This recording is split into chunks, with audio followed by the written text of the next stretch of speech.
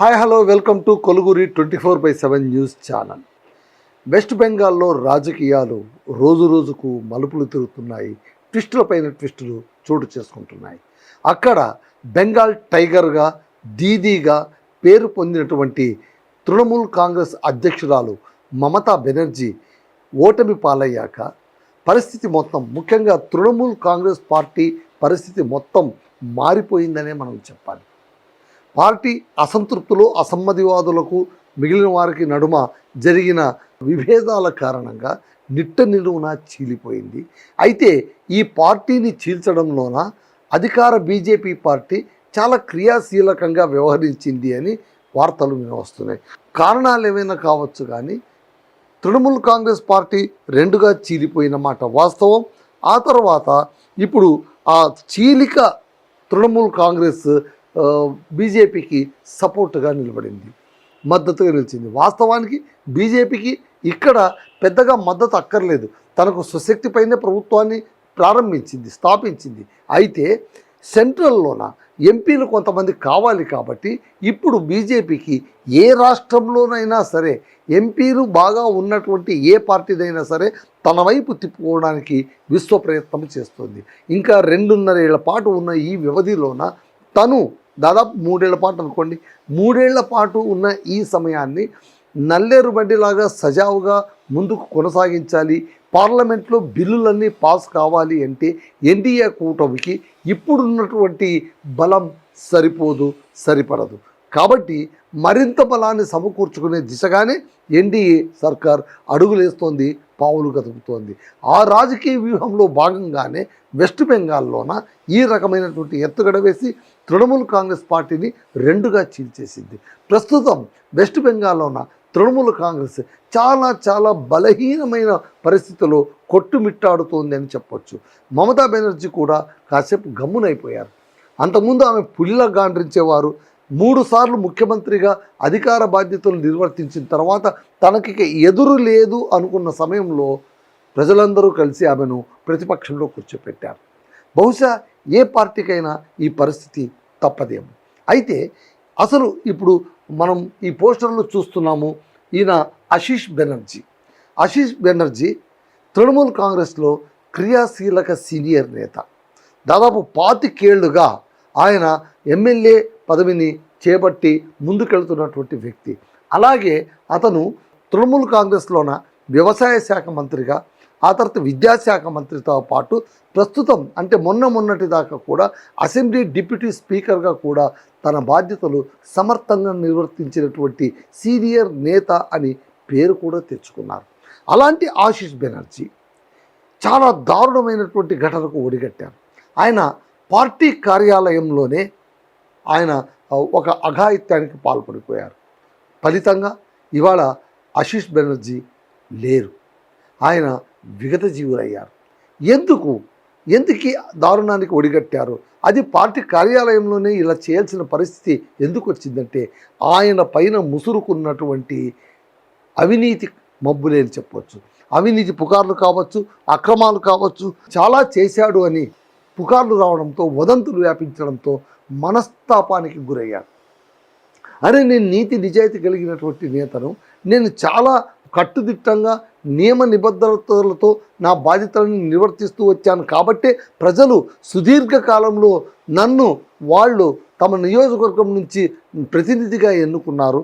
అలాంటి నన్ను మీరు అనుమానిస్తారా అని తీవ్ర మనస్తాపానికి గురయ్యారు 72 ఏళ్ల వయసు ఉన్నటువంటి ఆశీష్ బెనర్జీ. సో ఆశీష్ బెనర్జీ ఇప్పుడు ఏం చేశారంటే, ఆశీష్ బెనర్జీ 2001 నుంచి 25 ఏళ్ల పాటు అంటే మొన్నటి దాకా కూడా రాంపూర్ హాట్ నియోజకవర్గానికి ప్రాతినిధ్యం వహిస్తూనే వచ్చారు.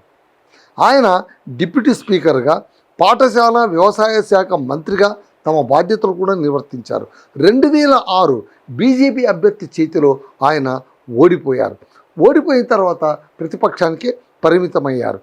అయితే అందరూ తనను అవినీతి అక్రమాలకు పాల్పడ్డాడని, చాలా సొమ్ము వెలికేసుకున్నారని ప్రచారం పుట్టించడంతో మనస్తాపానికి గురై ఆయన ఏం చేశారు, పార్టీ కార్యాలయంలోనే ఈ అఘాయిత్యానికి ఆయన ఒడికట్టారు.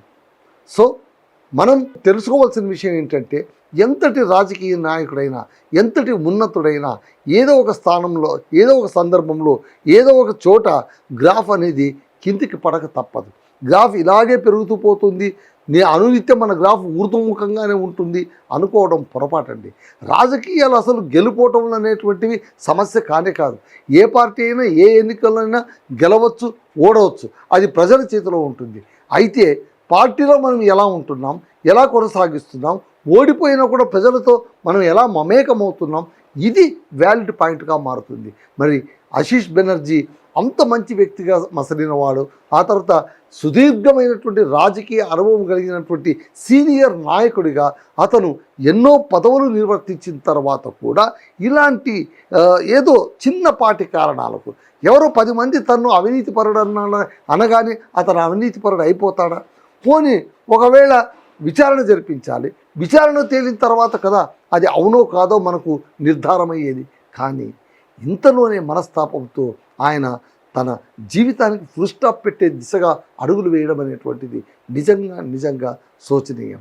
ఒక రకంగా చెప్పాలంటే వీటన్నిటికీ కారణం మమతా బెనర్జీ అని ఇప్పుడు చీలినటువంటి తృణమూల్ కాంగ్రెస్, ఆ తర్వాత రిబ్రతా బెనర్జీ, ఆయన చీలినటువంటి తృణమూల్ కాంగ్రెస్కు నాయకత్వం వహిస్తున్నటువంటి రిబ్రత బెనర్జీ, ఆ తర్వాత బీజేపీ నాయకులు ఆరోపిస్తున్నారు. కేవలం మమతా బెనర్జీ దురుసుగా పాలన చేయడం వల్ల, అవినీతి అక్రమాలకు ఆమె సర్కారు పాల్పడడం వల్లనే ఇవాళ ఆశీష్ బెనర్జీ లాంటి వాళ్ళ పరిస్థితి ఇంత దారుణంగా తయారైందని వాళ్ళు విమర్శిస్తున్నారు. మరి ఏది నిజం, ఏది అబద్ధం? మొత్తానికైతే ఒక వ్యక్తి జీవితంలో నుంచే నిష్క్రమించాల్సి వచ్చింది. రాజకీయాల నుంచే కాదు, జీవితం నుంచి కూడా నిష్క్రమించి రావడం, అది ఆ దారుణాన్ని పార్టీ కార్యాలయంలోనే ఒడిగట్టడం అనేటువంటిది నిజంగా కూడా ఆలోచించదగ్గ విషయం. అదండి సమాచారం. That's all. Hi friends, thank you for watching this video. ఈ వీడియో కనుక మీకు నచ్చినట్లయితే దయచేసి లైక్ చేయండి, షేర్ చేయండి. ముఖ్యంగా మా ఛానల్ 24/7 న్యూస్ టీవీని సబ్స్క్రైబ్ చేసుకోండి.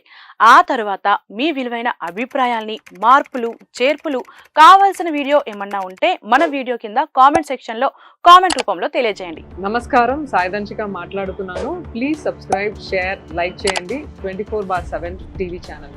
హాయ్ నమస్తే, నేను మీ Sonia Akula. Please subscribe to 24/7 news TV. Hi అండి, అందరికీ నమస్తే. నేను Mankota Prasad. Please do subscribe 24/7 news TV. Political, entertainment and infotainment updates కోసం like, share, subscribe 24/7 news TV. Hi friends, thank you for watching this video. ఈ వీడియో కనుక మీకు నచ్చినట్లయితే దయచేసి లైక్ చేయండి, షేర్ చేయండి. ముఖ్యంగా మా ఛానల్ 24/7 న్యూస్ టీవీని సబ్స్క్రైబ్ చేసుకోండి. ఆ తర్వాత మీ విలువైన అభిప్రాయాల్ని, మార్పులు, చేర్పులు, కావాల్సిన వీడియో ఏమన్నా ఉంటే మన వీడియో కింద కామెంట్ సెక్షన్లో కామెంట్ రూపంలో తెలియజేయండి. నమస్కారం, సాయిదంచిక మాట్లాడుతున్నాను. ప్లీజ్ సబ్స్క్రైబ్, షేర్, లైక్ చేయండి 24/7 టీవీ ఛానల్. హాయ్ నమస్తే, నేను మీ Sonia Akula. Please subscribe to 24/7 news TV. Hi అండి, అందరికీ నమస్తే. నేను Mankota Prasad. Please do subscribe 24/7 news TV. Political, entertainment and infotainment updates కోసం like, share, subscribe 24/7 news TV.